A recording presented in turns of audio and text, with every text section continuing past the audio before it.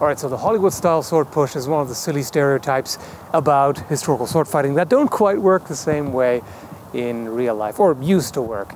Now, this is for cinematography purposes. It makes sense because every now and then you need that moment of tension where the hero and the villain clash and just dramatically stare each other in the eyes and exchange some words and all that. So it's kind of a natural or unnatural break in the fighting during which this sort of interaction can take place.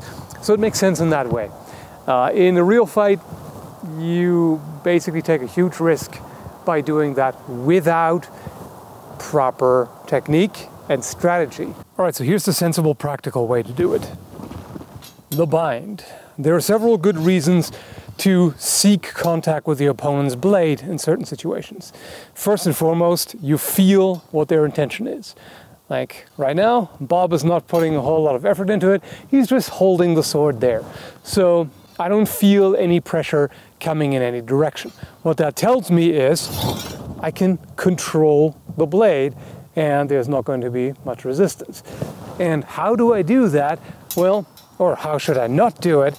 The worst way would be to just do this, because see what happens? I'm basically walking onto the point.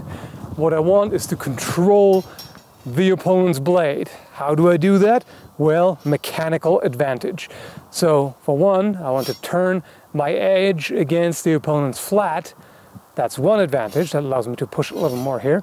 Then I want to bring the strong of my blade, which is the lower third, onto the weak of his blade, which is the upper third.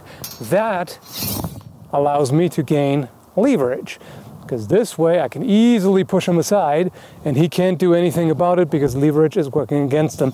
So now I have to thrust. I can poke him right in the face. Okay, so what if you push against my sword hard? You've already brought it past the center line and I can feel that there's a lot of pressure behind it. What's the way to deal with that? Well, let you go and change angle. Since you're already pushing in this direction, that's where you want to go. So as soon as I step over here and release counter pressure, you're going to be shifting over here and potentially be thrown off balance if you're doing it poorly. Now here I've created this angle that allows me to hit you pretty easily. This works on either side, by the way. If my sword is on the opposite flat of your blade, I would just step over to the other side, and this right here is important because that covers me. That makes sure you can't thrust me in the face meanwhile, and now I've got the angle right here.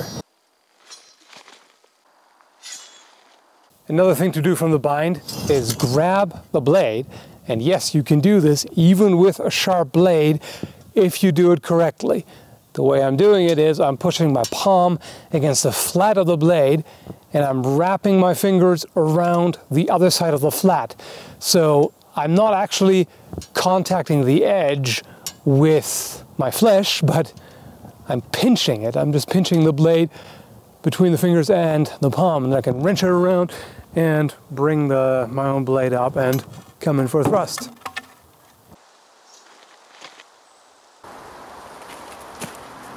Now, if you don't even cover yourself properly and hold your sword too far up and too far to the side, I don't even have to worry about it at all. I just go right in. And if you then try to cut me, it goes on the guard. And also I've got the line crossed, I've got this controlled, so there's much you can do. Not to mention, if you cover yourself that poorly, I might as well just strike. Other neat things to do from the bind is if you push toward your right side, again, I can just release, and there's the pommel.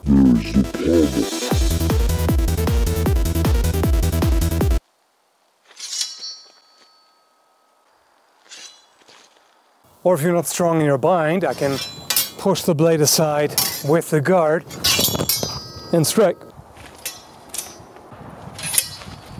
What I can also do when winding to control your blade, instead of thrusting you in the face, I can just come up and bonk you on the head. And there were historical duels to first blood, so if you can manage to score a light cut to the scalp, you win, because that'll draw blood. There's many other shenanigans to do. If you don't push, in other words, if you're being weak in the bind, I can also just move my sword right over here to achieve an overbind and strike from there. if we are this close and pushing our swords together, we've already done something wrong. We don't really want to be here, neither you nor I. Hi. However, I can still work with this. If I feel a lot of pressure going my direction, again, from here, I can just release, and now the sword is out of the way, and pommel time. Smush. Or from here, I could grab the blade, again, with a pinch grip, and perform a disarm. But most of the time, there's no good reason to step in this close unless you want to grapple. Just staying here and trying to push forward like complete fools is not going to accomplish anything. And ideally, you already have a plan as you obtain the bind. For example, I may come in with a strike deliberately to already establish an overbind, so I can then strike from there.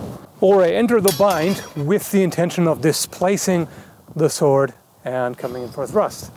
All right, hope you found this interesting and /or entertaining. Maybe it can be inspiration for choreography or game animations or what have you. So thanks for watching. Also thanks to Bob over here for being a willing victim. Well, I mean, I don't know what he wants, but I don't care. That's his job. That's really his name, by the way. Body opponent bag, Bob. So that's it. Thanks, and have a good one, folks.